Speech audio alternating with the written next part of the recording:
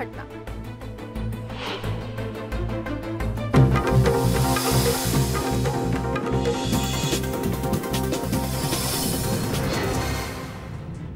नमस्कार, मी प्राजक्ता तांडेल। 25 मिनिटात 50 बातम्या या बातमीपत्रामध्ये आपलं सगळ्यांचं स्वागत। बातमीपत्राच्या सुरुवातीला एक नजर टाकणार आहोत महत्त्वाच्या बातम्यांवर। महत्त्वाच्या बातम्या प्रायोजक Amrut noni pain relief spray. Ajit Pawar बारामतीनंतर आता पुण्यामध्ये शक्ती प्रदर्शन करणार। 10 सप्टेंबरला पुण्यामध्ये रोड शो। मराठा समाजानंतर विदर्भातील कुणबी समाज आक्रमक। मराठा समाजाला कुणबी प्रमाणपत्र देऊ नये अशी मागणी, अन्यथा राज्यभर आंदोलन आणि बंदचा इशारा।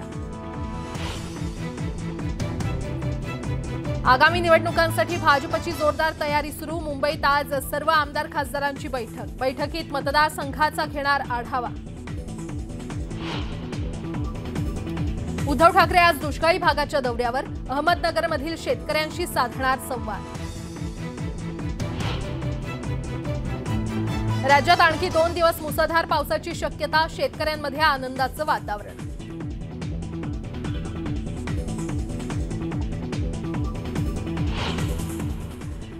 आणि आता बातमीपत्रामध्ये पाहणार आहोत 25 मिनिटात 50 बातमी अतिशय वेगवान स्वरूपात। सुरुवात करूया। लोकसभा निवडणुकीच्या पार्श्वभूमीवर भाजपची आज मुंबईमध्ये महत्त्वाची बैठक होणार आहे आणि यावेळी भाजपचे सर्व आमदार आणि खासदार उपस्थित असतील। दरम्यान लोकसभा आणि विधानसभा मतदारसंघाचा आढावा या बैठकीमध्ये घेण्यात येणार आहे। तर उपमुख्यमंत्री देवेंद्र फडणवीस आणि प्रदेशाध्यक्ष चंद्रशेखर बावनकुळे यावेळी कार्यकर्त्यांना मार्गदर्शन करतील। मराठा समाजाला आर्थिक निकषावर आरक्षण देण्याबाबत सरकारने विचार करावा असं आवाहन सदाभाऊ खोत यांनी केलेलं आहे। मराठा समाजाला आर्थिक निकषावर आरक्षण हा विषय सुरुवातीच्या काळात शालिनीताई पाटील यांनी साताऱ्यातून मांडला होता, मात्र यानंतर शरद पवार यांनी शालिनीताई पाटील यांनाच याबाबत लक्ष करत बाजूला केल्याचा आरोप खोत यांनी केलेला आहे।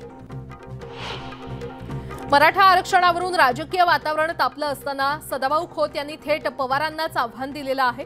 शरद पवारांना मराठा आरक्षणाबाबत एवढं वाटत असेल तर आझाद मैदानावर त्यांनी उपोषण सुरू करावं असं आव्हान खोत यांनी दिलंय। जरांगे पाटलांची तब्येत खराब आहे, त्यांना थोडी विश्रांती द्या असंही खोत म्हटलेत। मराठा आंदोलकांचं शिष्टमंडळ मुंबईमध्ये सरकारसोबत चर्चेसाठी कधी पाठवायचं हे सरकारकडून निरोप आल्यानंतर कळवलं जाईल असं आंदोलक मनोज जरांगे पाटील यांनी म्हटलंय। आमच्या शिष्टमंडळात 16 ते 17 जण असतील। सरकारचा निरोप आल्यानंतरच शिष्टमंडळ चर्चेसाठी मुंबईमध्ये पाठवलं जाईल असंही जरांगे पाटील यांनी म्हटलंय। ओबीसींच्या आरक्षणाला धक्का न लावता मराठा समाजाला आरक्षण दिलं पाहिजे असं मत काँग्रेस नेते बाळासाहेब थोरात यांनी व्यक्त केलंय। मराठा आरक्षणाचा विषय जुना असून महायुतीच्या सरकारनं याबाबत काहीही काम केलं नसल्याचा आरोप त्यांनी केलाय। दरम्यान महायुती सरकारला महाविकास आघाडी सरकारच्या कामांची श्वेतपत्रिका काढायची असेल तर त्यांनी खुशाल काढावी, आमची हरकत नाही असंही थोरात म्हटले। केंद्रानं घटनात्मक दुरुस्ती केल्याशिवाय मराठा समाजाला आरक्षण मिळू शकत नाही असं स्पष्ट मत काँग्रेस नेते अशोक चव्हाण यांनी व्यक्त केलंय। मराठवाड्यात कुणबी म्हणून जुने दाखले आहेत, पण उर्वरित महाराष्ट्राचं काय असा प्रश्न देखील उपस्थित होऊ शकतो असं त्यांनी म्हटलं। मराठा, धनगर, मुस्लिम आणि लिंगायत समाजाची आरक्षणासंदर्भात भाजपनं फसवणूक केल्याचा आरोप खासदार सुप्रिया सुळे यांनी केलाय। ओबीसींच्या आरक्षणाला धक्का न लावता मराठा समाजाला आरक्षण मिळालं पाहिजे ही आपली मागणी असल्याचं त्यांनी स्पष्ट केलं। लोकसभेच्या विशेष अधिवेशनात मराठा आरक्षणाच्या मुद्द्यावर निर्णय घ्या अशी मागणी देखील त्यांनी केली। मराठा समाजानंतर विदर्भातील कुणबी समाज आक्रमक झालाय। मराठा समाजाला कुणबी प्रमाणपत्र देऊ नये अशी मागणी त्यांनी केली आहे। मराठा समाजाला ओबीसी मधून आरक्षणाचा अखिल कुणबी समाजानं विरोध केलेला आहे आणि कुणबी समाजानं राज्यभर आंदोलन आणि बंदचा इशारा दिलाय। मराठवाडा विभागात कुणबी समाजाचे पुरावे शोधण्यासाठी जिल्हा परिषद मुख्याध्यापकांना कामाला लावण्यात आलेला आहे। 48 तासांमध्ये 1965 आधीचे शाळेतील जातीच्या नोंदी घेऊन तसा तपशील कळवण्याचे निर्देश देण्यात आलेले आहेत। मात्र 50 वर्ष जुने पुरावे शोधताना जीर्ण अवस्थेत असलेले ते दस्तावेज खरंच आढळून येतील का? त्यावेळी असलेली उर्दू भाषा मराठी शिक्षकांना कळेल का असे प्रश्न पडलेत। मराठवाड्यातील मराठा समाजाला कुणबी प्रमाणपत्र देण्यासाठी नेमण्यात आलेल्या समितीला जिल्हाधिकारी डॉक्टर सचिन ओंबासे यांनी 3 वेगवेगळ्या मुद्द्यांवर लेखी अहवाल सादर केलाय। त्यात अनेक बाबी समोर आलेल्या आहेत। आता सरकार यावर काय निर्णय घेणार याकडे सगळ्यांचं लक्ष लागलंय। मराठा समाजासाठी स्वतंत्र प्रवर्ग तयार करून आरक्षण द्यावं अशी मागणी ओबीसी समाज बांधवांनी राज्य शासनाकडे केलेली आहे। मराठा समाजाला सध्या खुल्या गटातून ईडब्ल्यूएसचं आरक्षण मिळतंय आणि ते वाढवावं किंवा आवश्यक वाटल्यास घटना दुरुस्ती करून त्यांना ओबीसी कॅटेगरी वगळून स्वतंत्र प्रवर्ग तयार करून आरक्षण द्यावं अशा मागणीचं लेखी निवेदन ओबीसी समाज बांधवांनी जिल्हा प्रशासनामार्फत बहुजन कल्याण मंत्री अतुल सावे यांना दिलंय। सध्या राज्यभर मराठा आरक्षणासाठी आणि जालना येथील घटनेच्या निषेधार्थ आंदोलनं सुरू आहेत। अशातच धाराशिव आणि बीडमध्ये तरुणांनी मराठा आरक्षणासाठी आत्महत्या केल्याची घटना घडली आहे। त्यामुळे लातूरमध्ये उपोषणाला बसलेल्या आदित्य देशमुखांची सुप्रिया सुळेंनी मराठा तरुणांना भावनिक साथ देत आत्महत्या करू नका, आपण लढून आरक्षण मिळवू अशी साथ घातली आहे। कोर्टात टिकेल असं आरक्षण मराठा समाजाला देण्यात यावं असं भाजप नेत्या पंकजा मुंडे यांनी म्हटलंय। आरक्षणासाठी आत्मदहनासारखं टोकाचं पाऊल उचलू नका अशी विनंती त्यांनी तरुणांना केलेली आहे। तर मराठा समाजाला ओबीसी मधून आरक्षण देणं संविधानाच्या दृष्टीनं शक्य नसल्याचं देखील त्यांनी स्पष्ट केलं। पंकजा मुंडे यांची शिवशक्ती परिक्रमा यात्रा सोलापूर जिल्ह्यामध्ये पोहोचली। मोहोळ इथे भाजप नेत्या पंकजा मुंडे यांचं जंगी स्वागत करण्यात आलं। शहरात जेसीबीच्या सहाय्यानं फुलांची उधळण करत क्रेनच्या माध्यमातून हार घालून त्यांचं जंगी स्वागत करण्यात आलं। अक्कलकोट इथे स्वामी समर्थांचं दर्शन त्या घेणार आहेत। राहुल गांधींच्या भारत जोडो यात्रेला वर्ष पूर्ण झालेलं आहे आणि या निमित्तानं नांदेडमध्ये काँग्रेसकडून पदयात्रा काढण्यात आली होती। फुले चौकातून सुरू झालेल्या या यात्रेमध्ये काँग्रेस नेते अशोक चव्हाण देखील सहभागी झाले होते। भारत जोडो यात्रेच्या वर्षपूर्तीनिमित्त नगर जिल्ह्यातील संगमनेरमध्ये जल्लोष यात्रा काढण्यात आली। काँग्रेस नेते बाळासाहेब थोरात यांच्या नेतृत्वाखाली शहरातून रॅलीचं आयोजन करण्यात आलं होतं। ढोल ताशे आणि फटाक्यांची आतिषबाजी करून शहरात रॅली काढण्यात आली। आगामी निवडणुकीमध्ये महाराष्ट्रातल्या लोकसभेच्या सर्व 48 जागा महायुती जिंकणार असल्याचा दावा राज्याचे ग्रामविकास मंत्री गिरीश महाजन यांनी केलाय। इंडिया आघाडीतर्फे केले जात असलेले दावे हे फोल ठरणार असल्याचं देखील त्यांनी म्हटलेलं आहे। राजकारणात कोणी गुरु शिष्य नसतं, पक्षाने जबाबदारी दिली तर अनिल पाटील यांच्या विरोधात देखील निवडणूक लढवू अशी भूमिका माजी आमदार बीएस पाटील यांनी घेतली आहे। मंत्री अनिल भाईदास पाटील यांची राजकीय गुरु म्हणून भाजपचे डॉक्टर बीएस पाटील यांची ओळख आहे। शरद पवार गटात प्रवेश केल्यानंतर त्यांनी आपण उमेदवारी अथवा निवडणुकीचं तिकीट मागणार नाही, मात्र पक्षाने जबाबदारी दिली तरच आगामी काळात निवडणूक लढवणार असल्याचं पाटील यांनी स्पष्ट केलं। उद्धव ठाकरेंना राज्यात मोठा पाठिंबा मिळत असून आगामी निवडणुकीमध्ये त्याची निश्चितपणे झलक दिसून येईल असा दावा विरोधी पक्षनेते अंबादास दानवे यांनी केलाय। इतके दिवस उद्धव ठाकरेंसोबत असल्यामुळे भाजपचा फायदा झाला, आगामी निवडणुकीमध्ये भाजपला त्याचा निश्चित फटका बसेल असा दावाही त्यांनी केलाय। वंचित बहुजन आघाडीनं प्रस्ताव सादर केल्यास त्यांना इंडिया आघाडीत घेऊ असं मत माजी मंत्री चंद्रकांत खंडोरे यांनी व्यक्त केलंय। राहुल गांधी यांच्या भारत जोडो यात्रेच्या प्रथम वर्धापन दिनानिमित्तानं काँग्रेसकडून जनसंवाद कार्यक्रमाचं आयोजन करण्यात आलं। यावेळी नाशिकमधील कार्यक्रमात त्यांनी हे वक्तव्य केलं। ठाकरे गटाचे प्रमुख उद्धव ठाकरे आज नगर जिल्ह्याचा दौरा करणार आहेत। राज्यावर भीषण दुष्काळाचे ढग गडद झाले असताना संकटात सापडलेल्या बळीराजाच्या व्यथा जाणून घेण्यासाठी त्याला धीर देण्यासाठी त्यांचा हा दौरा आहे। नगरमधील राहता तालुक्यातील राऊत वस्ती कोलवड गाव इथे ते दुष्काळी स्थितीची पाहणी करणार आहेत आणि कोपरगावातील कात्री गावात ते शेतकऱ्यांशी संवाद साधतील। उपमुख्यमंत्री देवेंद्र फडणवीस 11 तारखेला धाराशिव जिल्ह्याच्या दौऱ्यावर येणार आहेत आणि या दौऱ्यामध्ये फडणवीसांच्या हस्ते केटी पाटील यांच्या पुतळ्याचं अनावरण करण्यात येणार आहे। जिल्ह्यामध्ये मराठा आंदोलनाचा प्रश्न सध्या ऐरणीवर आहे, त्यातच देवेंद्र फडणवीस जिल्हा दौऱ्यावर येणार असल्यानं ते मराठा समाजाला आरक्षणाबाबत नेमकं काय आश्वासन देतात याकडे लक्ष लागलंय। सोलापूर जिल्ह्यात आगामी काळात पाणी टंचाई निर्माण होण्याची शक्यता आहे। टंचाईच्या काळात अलमट्टी धरणातील पाणी सोलापूर शहराला मिळण्यासाठी जलसंपदा विभागानं प्रस्ताव सादर करावा अशा सूचना पालकमंत्री राधाकृष्ण विखे पाटलांनी केल्यात। पिण्याच्या पाण्याला प्रथम प्राधान्य देण्यात यावं, चारा डेपो सुरू करणार असल्याचं देखील त्यांनी स्पष्ट केलं।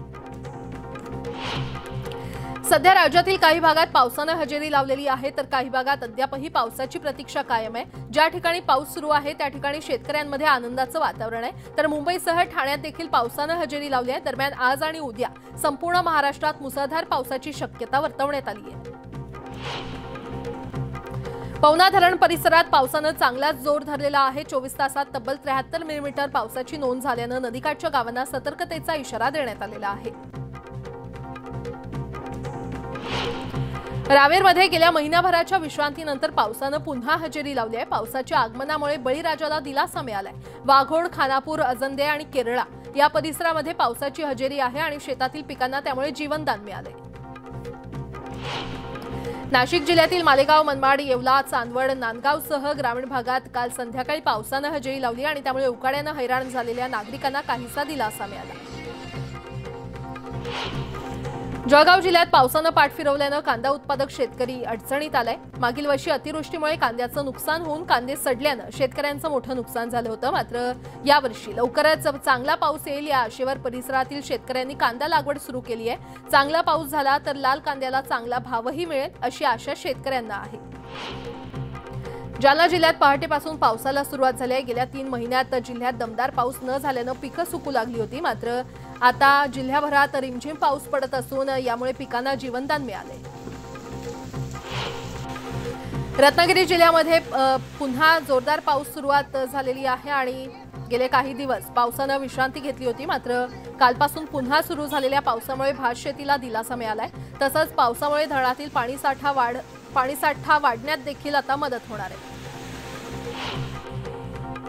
शहापूरमध्ये रात्रीपासून मुसळधार पावसानं हजेरी लावली आणि त्यामुळे नदी नाले तुडुंब भरून वाहू लागलेत, तर धरण क्षेत्रामध्ये देखील जोरदार पाऊस पडतोय। बुलढाणा जिल्ह्यातील खामगाव, नांदुरा, शेगाव, जळगाव आणि जामोदला संततधार पावसानं हजेरी लावली होती। गेल्या 15 दिवसांपासून दडी मारून बसलेला पाऊस अखेर जिल्ह्यात बरसलाय आणि त्यामुळे शेतकऱ्यांमध्ये आनंदाचं वातावरण आहे। मुसळमधील हतनूर धरणाचे 4 दरवाजे 1 मीटरनं उघडण्यात आलेले आहेत। हतनूर धरणामध्ये 87.63% पाणीसाठा असून सध्या धरणातून तापी नदीपात्रामध्ये 9959 क्युसेक वेगानं पाण्याचा विसर्ग केला जातोय।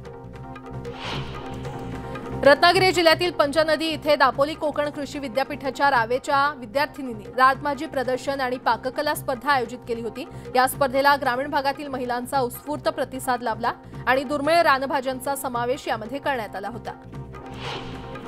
मावळमधील तळेगाव, दाभाडे इथल्या काही भागात आज पाणीपुरवठा बंद राहणार आहे। सोमाटणे पंपिंग स्टेशनमधील फीडर केबल नादुरुस्त झाली असून दुरुस्तीसाठी काही भागातील पाणीपुरवठा बंद राहील आणि त्यामुळे नागरिकांनी पाणी जपून वापरावं असं आवाहन तळेगाव नगर परिषद प्रशासनानं केलेलं आहे। राज्यात पावसाचं पुनरागमन झालेलं आहे आणि त्यामुळे जळगावात मंत्री अनिल पाटील यांनी भर पावसात रस्त्यावर उतरून नारळ फोडून देवाचे आभार मानलेत। तब्बल महिनाभरापासून पाऊस नसल्यानं राज्यात दुष्काळ सदृश्य परिस्थिती होती आणि त्यामुळे सर्व धर्मियांकडून पावसासाठी देवाला साकडं घालण्यात आलं होतं।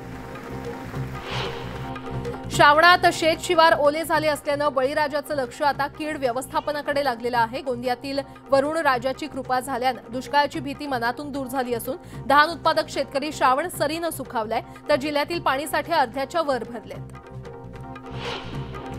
रत्नागिरी जिल्ह्यामध्ये 2020-21 या आर्थिक वर्षात 1 लाख टनापेक्षा अधिक मत्स्योत्पादन होतं आणि मात्र वर्षभरात त्यात मोठी घट झाली असून 2022-23 या वर्षात ते 62,708 टनापर्यंत कमी झाले। सुमारे 40,000 टनानं घट झालेली आहे। गणेशोत्सवाच्या तोंडावर कडधान्यासह साखर आणि गुळाच्या किमतींमध्ये वाढ झालेली असताना त्यात खाद्यतेलाची भर पडली आहे। किरकोळ बाजारात खाद्यतेल किलोमागे 10 ते 45 रुपयांनी महागले। गणेशोत्सवात यामध्ये आणखी 20% वाढ होण्याची शक्यता आहे। साखरेच्या किमती देखील वाढलेल्या आहेत। गेल्या 15 दिवसात साखरेचे दर हे 3 ते 4 रुपयांनी वाढलेत, म्हणजेच 40 ते 41 रुपये असणारे दर आता 45 रुपयांवर पोहोचलेत। गेल्या 6 वर्षातला हा उच्चांक असल्याचं सांगितलं जातंय। पावसानं दिलेली ओढ, वाढलेलं तापमान यामुळे देशभरातील वीज मागणीत मोठी वाढ झालेली आहे आणि या स्थितीमध्ये संभाव्य वीज संकट टाळण्यासाठी वीज निर्मितीच्या कठोर उपाययोजना करण्यासोबतच उपलब्ध असलेल्या सर्व स्रोतांमधून कसोशीनं वीज निर्मिती सुरू करा, वीज निर्मितीचे सर्व संच कार्यान्वित करा अशा स्पष्ट सूचना केंद्रीय वीज मंत्रालयानं सर्व वीज निर्मिती कंपन्यांना दिलेल्या आहेत। मुंबईतील मॅनहोल सुरक्षित करण्यासाठी मुंबई महापालिकेकडून विविध पर्याय निवडले जात आहेत। पालिकेच्या मलनिस्सारण विभागातून 3 प्रकारातील 100 संरक्षक जाळ्या बसवण्याचा प्रयोग केला जाणार आहे आणि या जाळ्या बसवण्यासाठी निविदा काढून कार्यादेश देखील जारी करण्यात आलेले आहेत। मुंबई उच्च न्यायालयानं खड्ड्यांवरून महामुंबईतील सर्व महापालिका आयुक्तांना न्यायालयामध्ये हजर राहण्यास सांगून धारेवर धरलं होतं। मात्र खड्ड्यांना सार्वजनिक बांधकाम विभागाच्या अखत्यारीतील MSRDC ही तितकीच जबाबदार आहे। खड्ड्यांच्या तक्रारी ऐकून ते बुजवण्यासाठी ॲप विकसित करण्याचा निर्णय घेतलाय। म्हाडाची घरं खासगी विकासकांच्या तुलनेमध्ये स्वस्त असली तरी उत्पन्न गटाची मर्यादा आणि घरांच्या किमतींमध्ये बरीच तफावत आहे। अत्यल्प गटातील 224 तर उच्च गटातील 50% अधिक म्हणजेच 64 घरं विजेत्यांनी नाकारलेली आहेत। किमती आवाक्याबाहेर असून गृहकर्ज उपलब्ध होत नसल्याचं कारण देत अनेकांनी घरं परत केल्याची चर्चा आहे।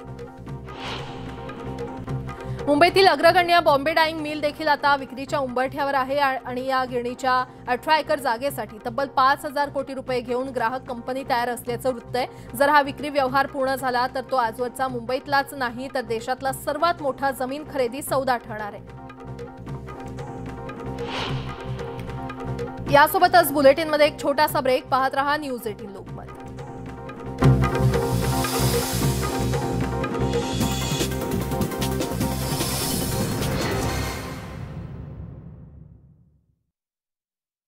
खंडोरे यांनी व्यक्त केलं। राहुल गांधी यांच्या भारत जोडो यात्रेच्या प्रथम वर्धापन दिनानिमित्त काँग्रेसकडून जनसंवाद कार्यक्रमाचं आयोजन करण्यात आलं होतं।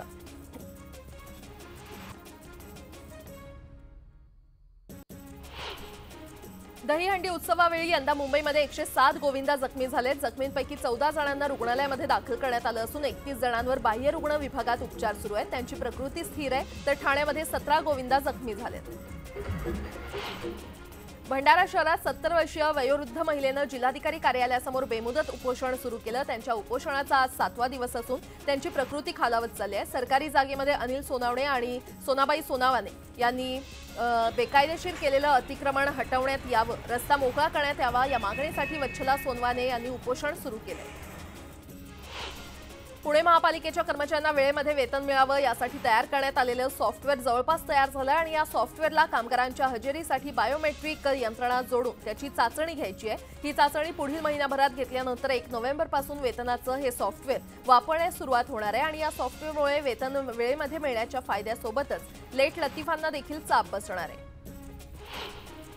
बुलढाणा जिल्ह्यातील खामगाव, नांदुरा, शेगाव, जळगाव, जामोदला संततधार पावसानं हजेरी लावली आणि गेल्या 15 दिवसांपासून दडी मारून बसलेला पाऊस अखेर जिल्ह्यात बरसला, त्यामुळे शेतकऱ्यांमध्ये आनंदाचं वातावरण आहे।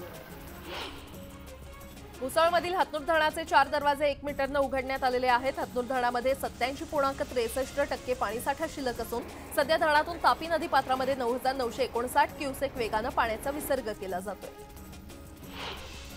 साखरेच्या किमतींमध्ये वाढ होते आहे। गेल्या 15 दिवसात साखरेचे दर 3 ते 4 रुपयांनी वाढलेले आहेत, म्हणजेच 40 ते 41 रुपये असणारे दर 45 रुपयांवर पोहोचलेले आहेत आणि गेल्या 6 वर्षातला हा उच्चांक असल्याचं सांगितलं जातंय। 2017 नंतर साखरेचे हे दर सर्वोच्च ठरले।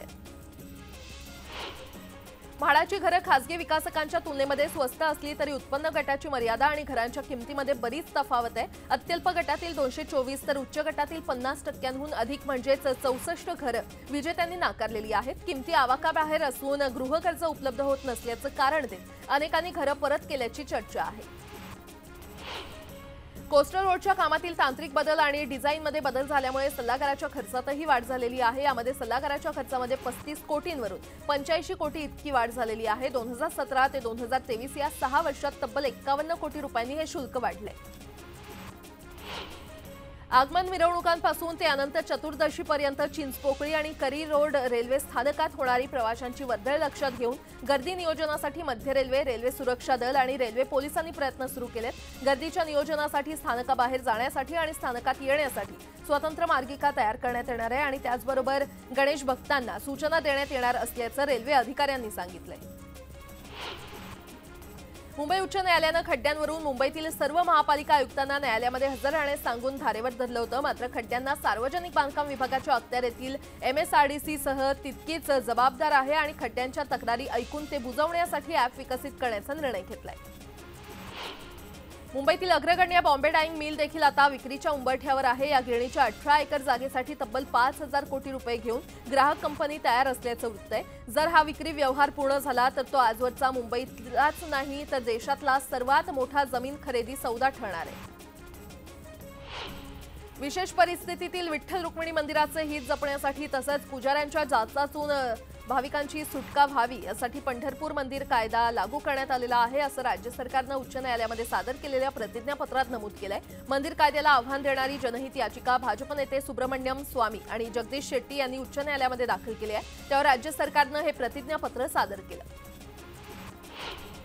कला दिग्दर्शक नितीन देसाई यांच्या आत्महत्या प्रकरणात एडलवाइसच्या अधिकाऱ्यांना अटकेची धाकधूक कायम आहे। उच्च न्यायालयामध्ये धाव घेतलेल्या तिन्ही आरोपींनी अटकेपासून अंतरिम संरक्षण देण्याबाबत न्यायालयाला आग्रही विनंती केली, मात्र त्यांची ही विनंती मान्य करण्यास न्यायालयानं स्पष्ट नकार दिलाय। या प्रकरणी पुढील सुनावणी 12 सप्टेंबरला होणार असून आरोपींवर अटकेची टांगती तलवार कायम आहे। पावसानं दिलेली ओढ, वाढलेलं तापमान यामुळे देशभरातील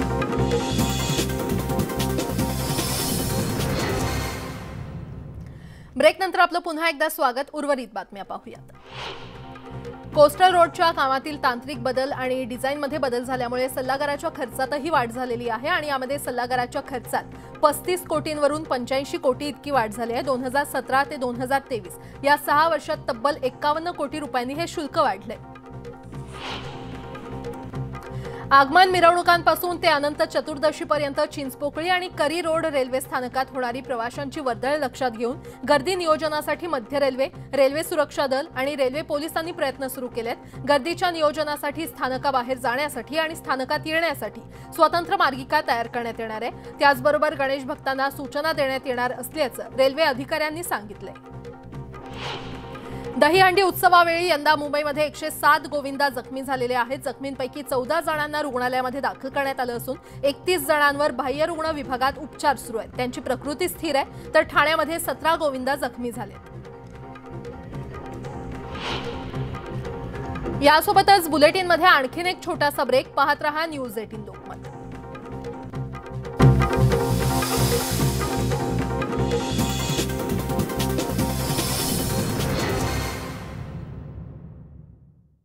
वाढ झालेली आहे आणि या स्थितीमध्ये संभाव्य 20